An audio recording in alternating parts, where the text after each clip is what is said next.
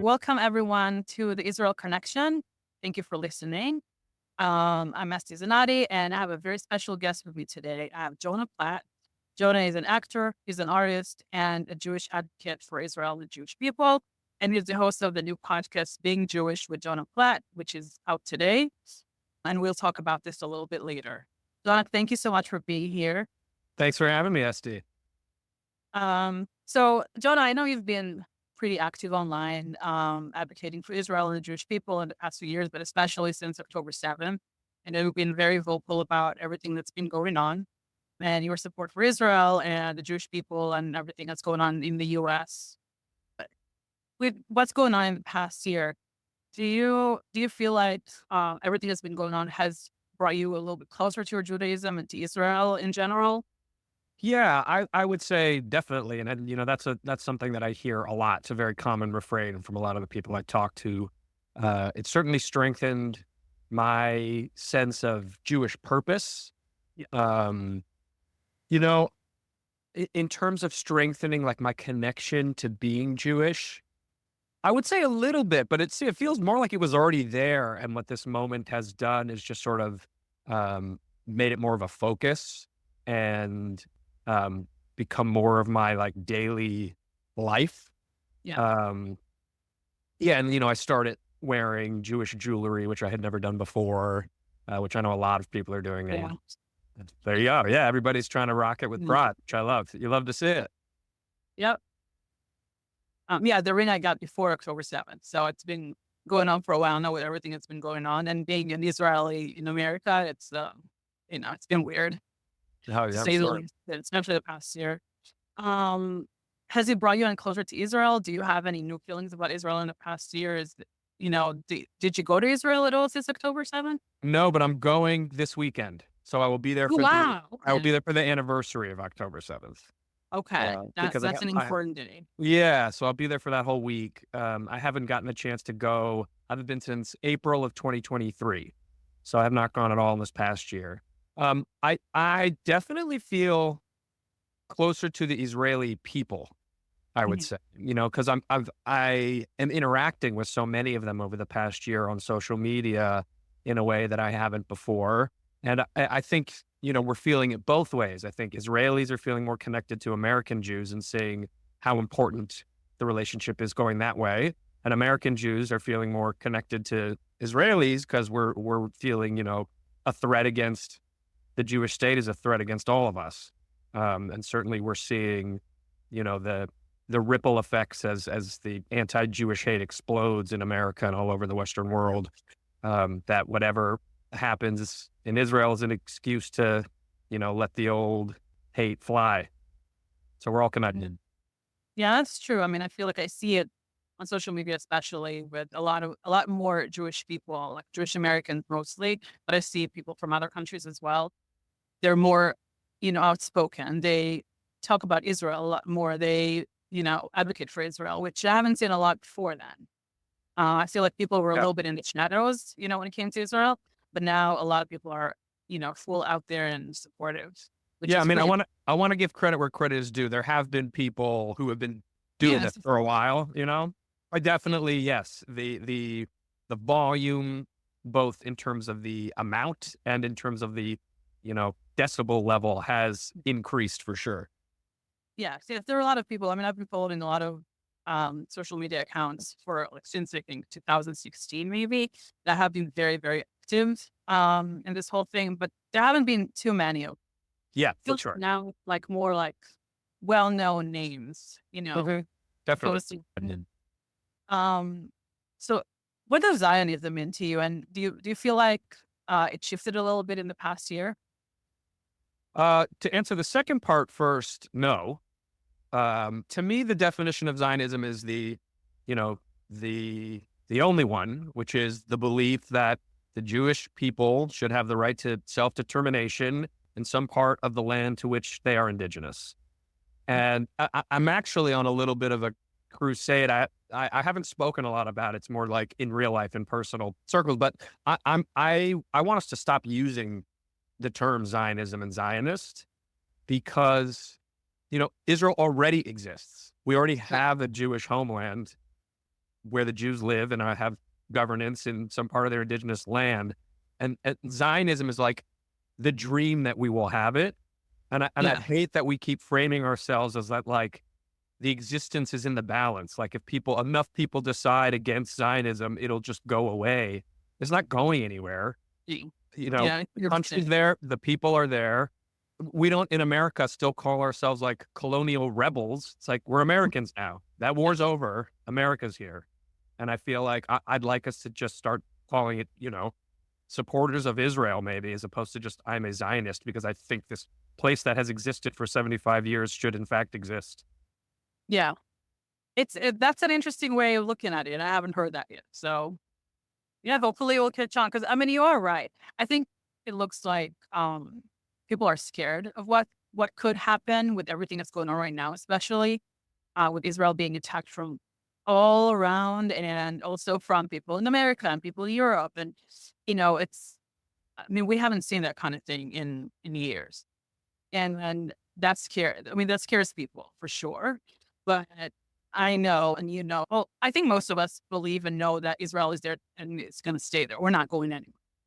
Yeah, I And mean, we've seen in Mhm. just the past 2 weeks with all the operations against Hezbollah, like, I- Yeah, Israel is good at this. And they've had to be out of necessity, and they're yeah, not for going to sure. be pushed over, and are far more sophisticated and ready for this. And it's because it's existential. It's like, Israel knows if they don't do these things, people are going to try to wipe them off the map. So we're ready for it. There was a great I reposted this um Jordan Tillich. Sorry, I forget her last name.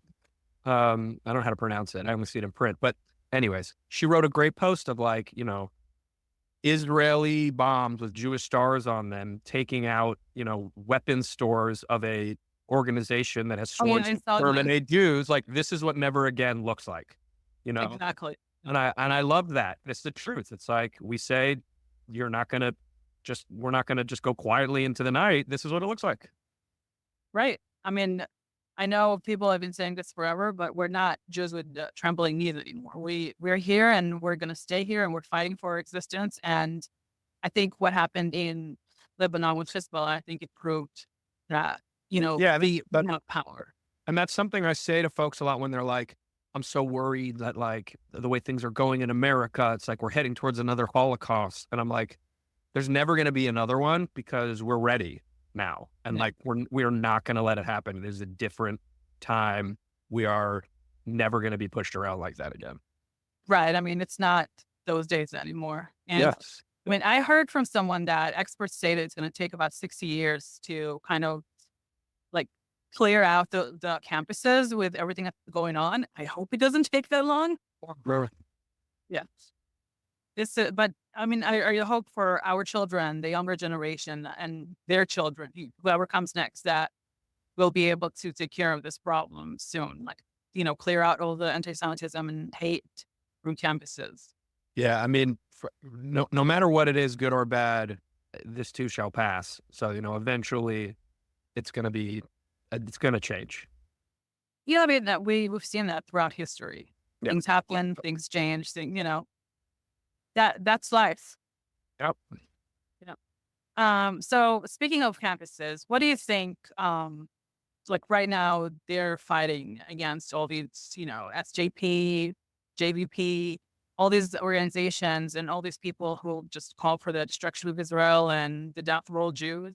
What do you think would be the best way for those students coming into college now, go, in high school, for them to fight this and then advocate for themselves? It's a great question. A lot of these things, a lot of universities have been kicking SJP and JVP off of their campuses because for violating their code. So, I think it's important to understand the law and your school's code of conduct, a lot of which are being updated now. I know the Department of Education has 150 open cases at universities around the country where they are, providing guidelines and examples of what anti-Jewish hate looks like, and enforcement, and holding schools accountable. And so if you're a student and you're seeing something that violates that code of conduct or violates law, Mhm. uh, you can go to your administration and say, hey, this is what's going on here and we need action taken. And I think just students feeling empowered to have that knowledge so that they know, what's allowed and what's not, Mhm. and feeling like they can go to the school and say, what's up, is important. Yep, that's true. So living in LA, um, have you encountered any anti-Semitism personally, or people who have encountered any anti-Semitism in I the think, street? yeah, I mean, I haven't felt it, walking down the street here in LA. It's not like New York where there's a, big central area where there's parades going through all the time. It's like there have been a couple of isolated incidents over the past year. Mhm. Probably most famously the one outside of that synagogue that turned pretty violent, Yeah. um, in the highly Jewish Pico Robertson area. But otherwise, and you see some graffiti here and there, Free Palestine or whatever. But I've not encountered personally anything truly, you know, horrific towards me. I've dealt with it a lot more on social media and in New York and in an event I was at in Washington D.C. I was like followed down the block and heckled by a bunch of Oh, wow. people, and yeah, so that wasn't fun. So I've felt the hate, but in LA, it's a kind of a spread out city. It's kind of chill. There's a lot of Jews here, and there's a lot of support for the Jewish community here. Um, after that incident, the mayor, the city council, the police department, like everybody was like, "We're taking this very seriously. This kind of hate cannot go on in our city," and then I feel like there's a good support here. You see things like online and everywhere, and it makes things look like 20 times worse. Absolutely. It I just mean, it's so tough. And look, a lot of these things are terrible. In certain Yeah. places, they're worse than others. A place where you're seeing like a lot of things are, for example, is like Toronto, and Me too. I think it really is getting bad in Toronto. Um, but in LA, it's like again, it's like a couple isolated incidents does not, a horror show every day make. Right. Um, so yeah. So what kind of things do you get online on social media for them? I mean, the most common stuff I'll get is like anything having to do with Israel at all is like, oh, you're supporting genocide, you support the killing of it's just blood libel stuff. Yeah. Um, and the difficult part is these people don't know that they're, living in an upside down world. Right. They have been propagandized and brainwashed and they think their set of facts is the real. I mean, it's like talking to someone who's like, no, the earth is flat.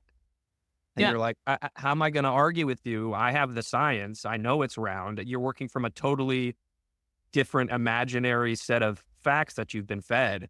And again, like there are other positions you can take on this that are not necessarily 100% pro-Israel or whatever, but you have to be able to deal in facts and realities. I mean, you can Right. still disagree with certain choices Israel is making, but if you're just going blanket like Israel's doing this to try to wipe out the Palestinian race, it's like we're not even. You can't engage on that because that's just Right. so preposterous and so factually inaccurate.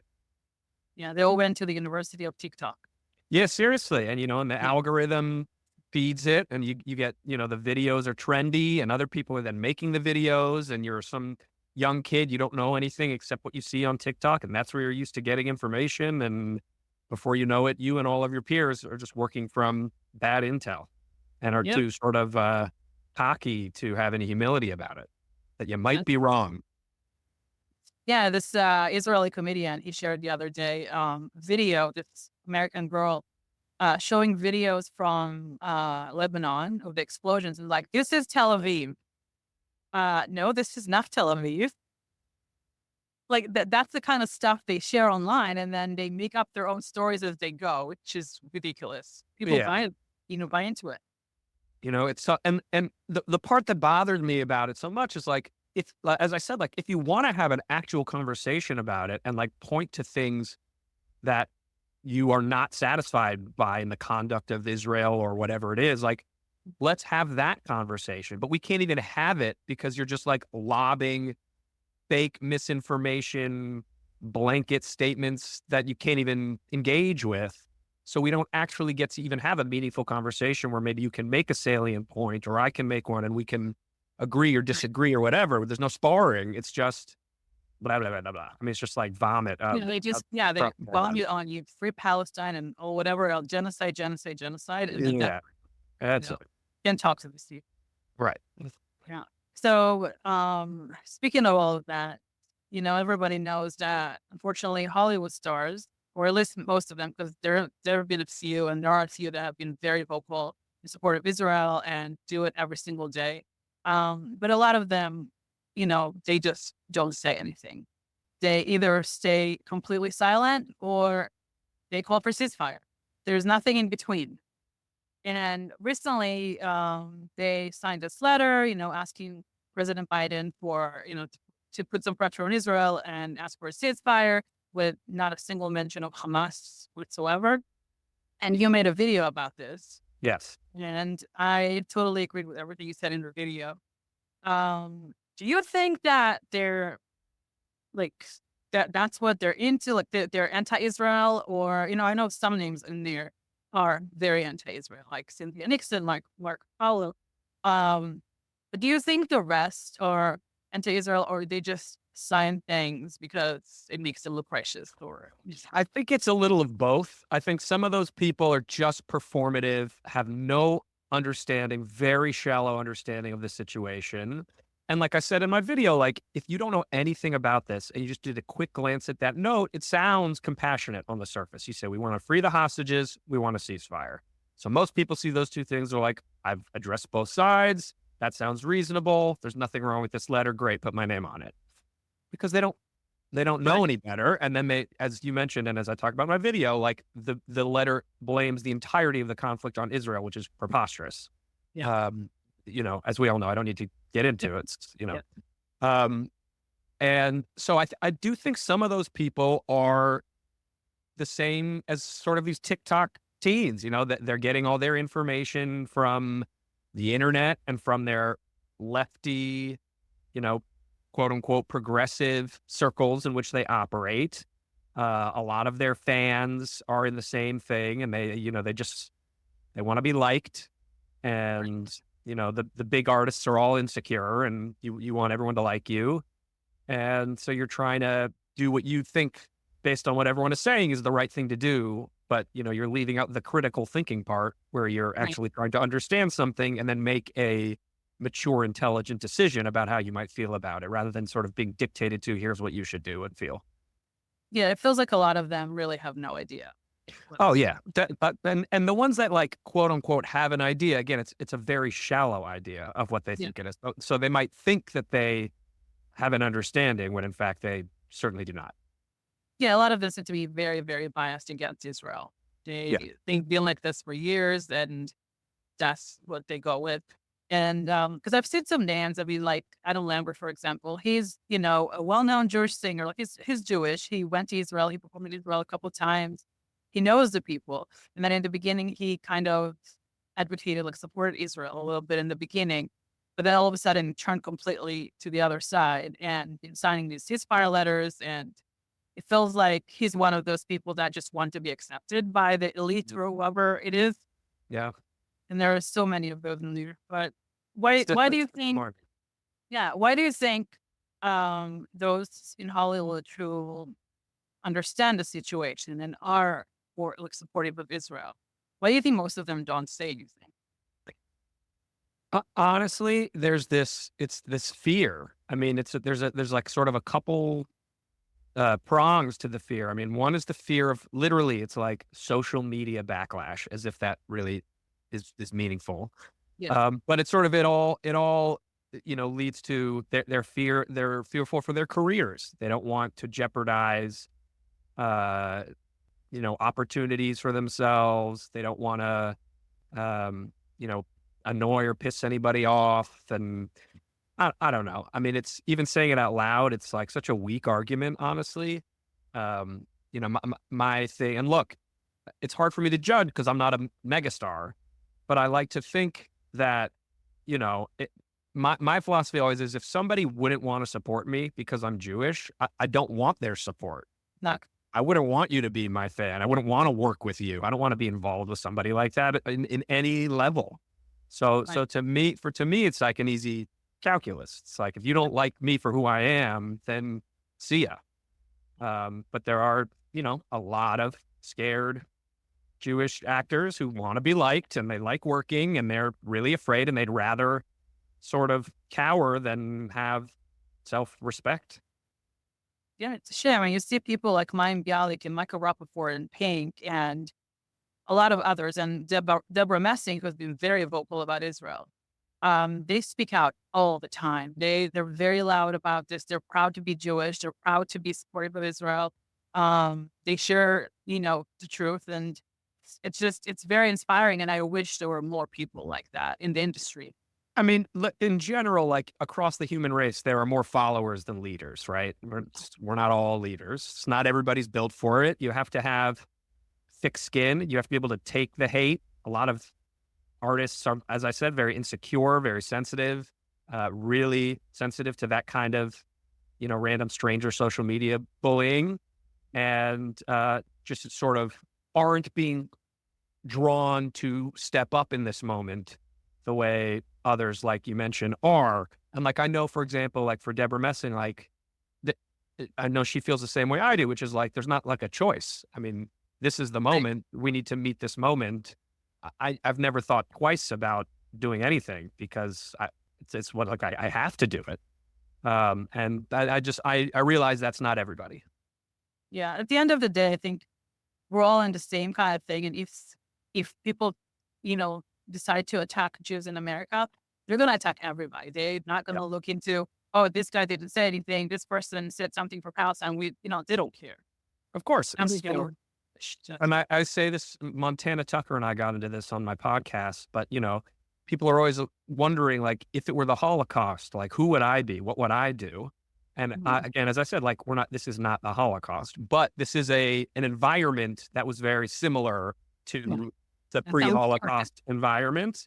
And we're seeing now that a lot of people would be the quiet ones who are like, oh, I'm a German first and then a Jew. I'm going to be fine. And I want to protect my business and I'm going to stay quiet and it's going to blow over. Like, we're seeing who that is. And we're seeing the people who are standing up and fighting back. Yep, that's true. And we'll remember them. Yeah. Yeah. So speaking of your podcast, Being Jewish with Jonah Platt, will be out today. Yeah. Finally. And it's a Yeah.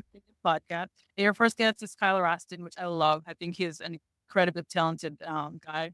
One of my favorite Jewish guys. Oh, He's awesome. And he has so much insightful stuff to say about Jewish identity and being Jewish in Hollywood. And, he's outspoken and very yeah. proud of his identity. It's really, I really loved our conversation. I can't wait to listen to it. So how did this podcast come about? Like, what made you start? Yeah, I originally, even before, I mean, like after that Israel trip I mentioned in April, a friend of mine, Ethan Zahn, we had talked about trying to do a podcast together. We just thought it'd be fun. We'd both been sort of toying with the idea, and we like went down this road of trying to make it happen, and we couldn't get funding, and it just was not a successful road. And I sort of realized, like, if I want to make this happen, I have to do it on my own because then I can just like push that ball up the hill entirely myself and make all the decisions and do whatever. And so that like was already sort of in my mind. And then October 7th happened, and I've obviously been so much more involved and vocal on social media. And I started to think, okay, like what can be my contribution in the podcast space? Like, what's my lane going to be? Because I want to expand on what I'm offering to people. And sort of what's always been at the core of my advocacy is pride, Jewish pride, celebrating Judaism, not just like being reactive against hate and against blah, blah, blah, but being pro-Jewish and all the things that are great about it. So that's sort of where I landed in terms of the podcast, is that I wanted to make a show that celebrated the diversity of Jewish identity. That's important to me too, especially in this time. I know so many Jews who feel or have felt at times unwelcome in the community or guilty for not being a good enough Jew in the community or being a bad Jew or whatever. And we have a lot of, intermarriage now and conversions and all these different kinds of people have it with different endpoints. And I think it's so important to sort of include all those people in the tent and to be so much more connected across traditions and sects of Judaism, whether that's, Orthodox, conservative, Reform, or Mizrahi, Sephardic, Ashkenazi, whatever. We all need to be way more united, I think, than we've been. So the idea of the show is to really showcase the diversity of identity by interviewing all these notable Jews and non-Jewish allies, because I think people don't realize how many there are and how important, how strong so many of them are. And, and that's for non-Jews and Jews to see, I think, because I think both within and without the community, people need to understand how beautiful and diverse and wide the spectrum of Jewish identity is and how it means so many different things to so many people.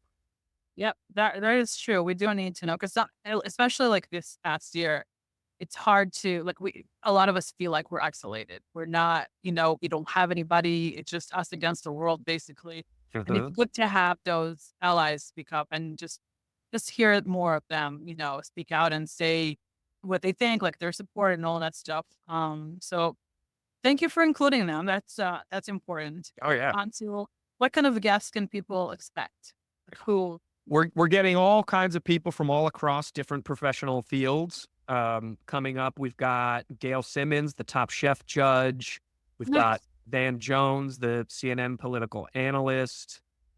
Later this year, I'm going to sit down with Meghan McCain in DC, Chef Michael Solomonov, showrunner Megan Amram. A lot of interesting. I have a Canadian MP who's the assistant to the prime minister on Jewish issues.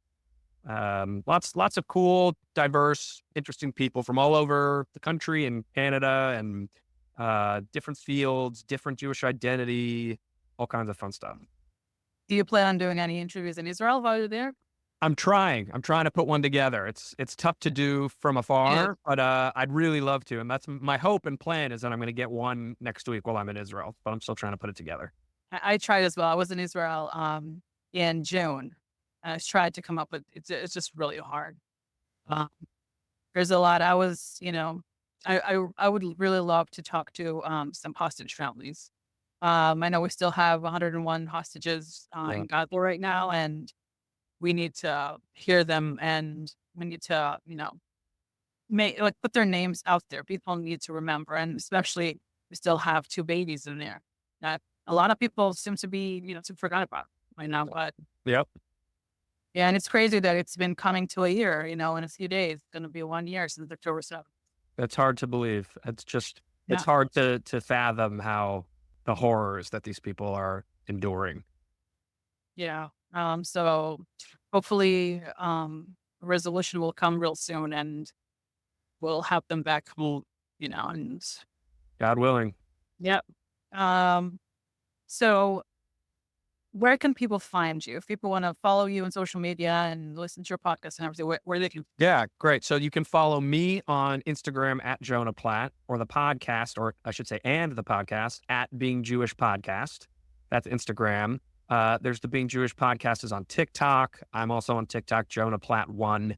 And you can watch the show on my YouTube, which is youtube.com/@official Jonah Platt. And you can listen to it on any podcast platform, Apple, Spotify, wherever you get it. And you can always go to my website, jonahplatt.com, and it'll direct you everywhere if you forget where to go. Right. Well, last thing, what do you wish people for the new year? Rosh Hashanah is coming up real soon.